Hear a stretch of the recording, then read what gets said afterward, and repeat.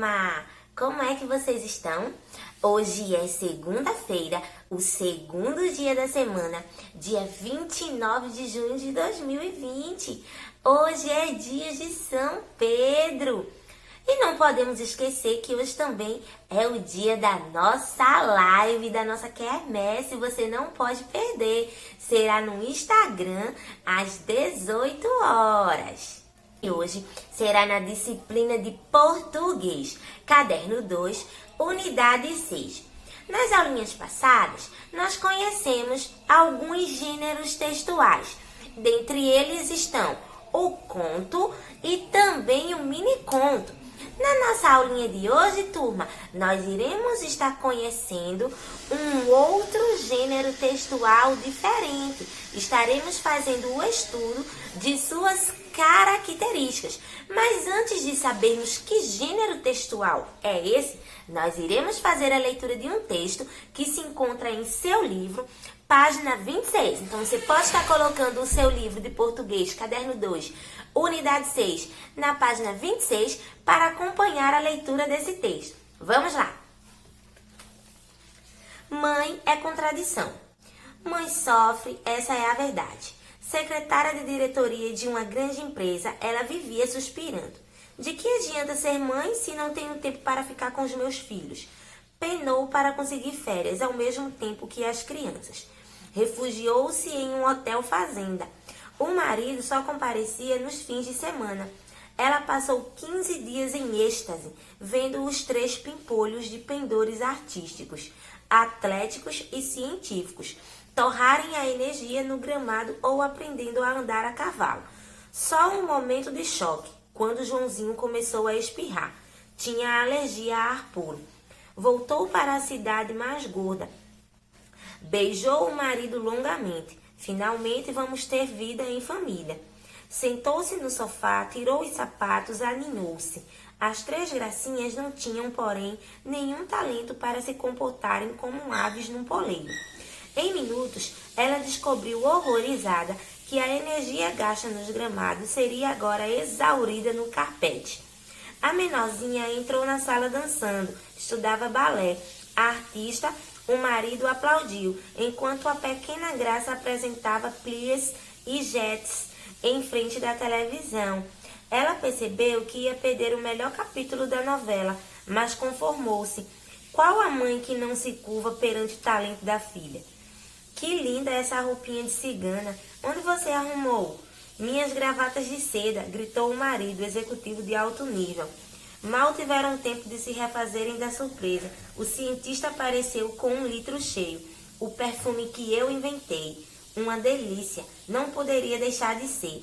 O aspirante a químico tinha misturado todas as fragrâncias francesas que ela, às duras penas, comprara no shopping. Nem teve tempo de gritar. Ouviu-se um barulho no banheiro. Correram todos. A do meio tinha se cortado ao tentar fazer a barba. Sim, a barba. O pai quis explicar durante o curativo. Menina não tem barba, mas eu quero ter. Ai, meu Deus, gemeu a mãe.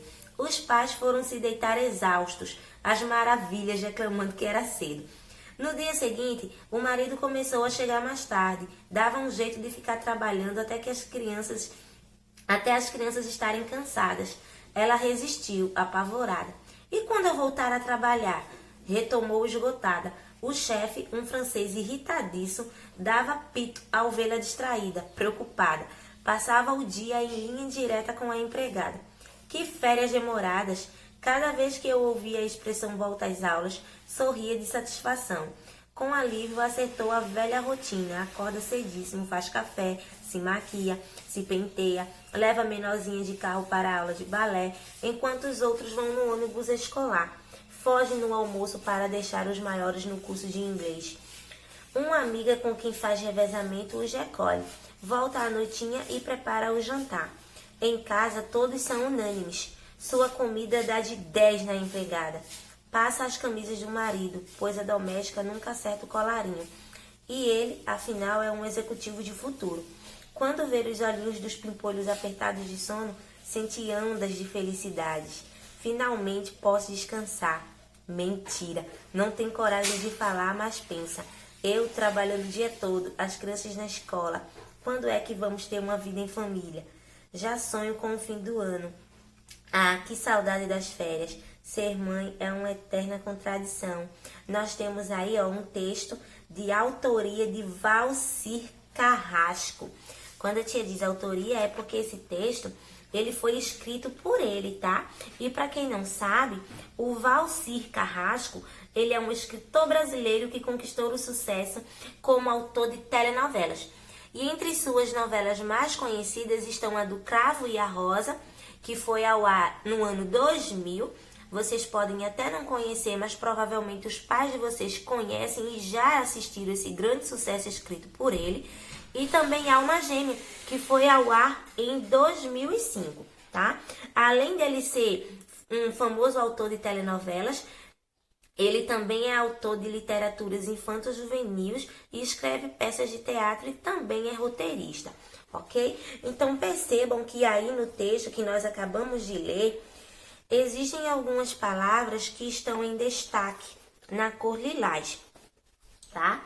E aí do ladinho nós temos o significado de cada um desses vocábulos, começando pelo vocábulo êxtase. O que significa este nome? Quando, nesse trecho aí que diz, o marido só comparecia nos fins de semana, ela passou 15 dias em êxtase. O que isso quer dizer? Se ela se refere a quem? A mãe das crianças. Sendo que êxtase significa fora de si, emocionalmente alterada. Vendo os 3 pimpolhos de pendores. Pimpolho, no caso, turma, são as crianças. E pendores é um gosto acentuado por alguma coisa, tá? Por isso que se diz, ó, pendores artísticos. Porque eles tinham uma vocação para alguma coisa. Tá? A próxima palavra em destaque que se encontra aí nesse texto é a palavrinha aninhou-se, ó. Sentou-se no sofá, tirou os sapatos, aninhou-se. Aninhou-se, no caso, significa pôs-se em ninho, agasalhou-se, recolheu-se. Ok? E temos também outras palavras aí que também se encontram em destaque, que você pode estar dando uma olhadinha aí no vocabulário, para saber o que é que essas expressões significam, ok, turma? Então, vamos lá. O texto que nós acabamos de ler, como vocês podem ver, são textos que tratam de acontecimentos do cotidiano. Esse texto aí, ó, no caso, está falando da mãe, tá? Que pode ser tratado nesse gênero. Então, esse gênero, esse tipo de texto que trata os acontecimentos do cotidiano, sendo que esses tipos de textos eles também costumam ser veiculados em jornais, em revistas, impressos ou digitais, eles recebem o nome de crônicas. E o que são crônicas, tia? A crônica, ela é um gênero textual diferente do conto, diferente do miniconto, da notícia, da reportagem e dos outros gêneros que nós já conhecemos. Por quê? Porque são textos que têm a capacidade de apresentar de forma mais subjetiva, divertida e emocionante e também reflexiva as situações que acontecem no nosso dia a dia, no nosso cotidiano, que poderiam passar despercebidas. Então, esse texto que nós acabamos de ler, que foi escrito por Valcir Carrasco, ele pertence ao gênero textual chamado crônica. E vamos entender agora direitinho as características de uma crônica. Então, vamos lá. A crônica, como a tia já falou para vocês, é um gênero textual que tem como ponto de partida a realidade. Ela trata de acontecimentos que acontecem no nosso dia a dia. Sendo que o cronista, que é a pessoa que constrói, que faz a crônica, costuma escrever tanto sobre os acontecimentos do cotidiano, aqueles que ele presencia, que vivencia ou que imagina, quanto sobre as notícias que aparecem na mídia jornalística, tá? Um autor de crônicas, ele preocupa-se em fazer isso de uma forma diferente, às vezes colocando humor ou crítica, por exemplo, mas sempre com uma linguagem cuidadosa e elaborada de uma forma diferente, mesmo que de um jeito simples e próximo à linguagem cotidiana. Então, vamos agora estar conhecendo as características de uma crônica. Como a crônica registra um acontecimento que se dá em determinado momento, ela narra algo, ou seja, ela conta uma história. Por isso, os elementos da narrativa estão presentes neste gênero textual, tá? Então, vejam que os elementos presentes em uma crônica são personagens, que são os seres que vão participar da história. O mais importante dela é o protagonista. Os que não têm tanto destaque são secundários ou coadjuvantes. Nós vamos ter também dentro de uma crônica um espaço, que é o local onde a narrativa se desenvolve.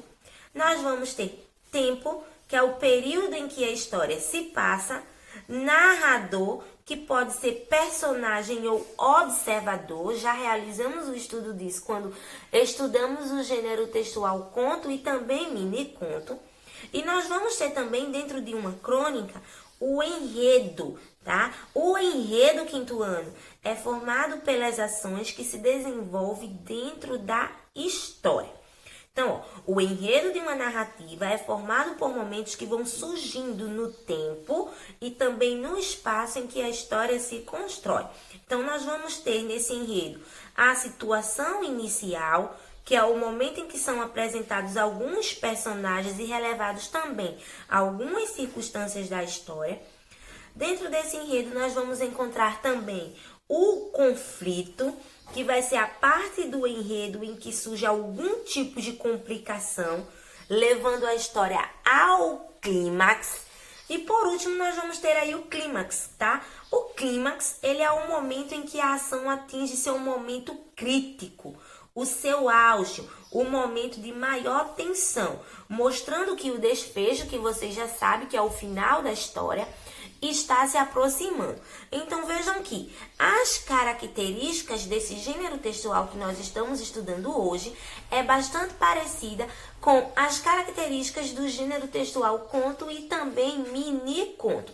A diferença entre um conto e uma crônica é que a crônica, ela vai contar uma história da realidade, uma história cotidiana que acontece no dia a dia, sendo que o cronista, ele costuma contar esta história, ele costuma escrever essa história fazendo uso do humor e também da crítica.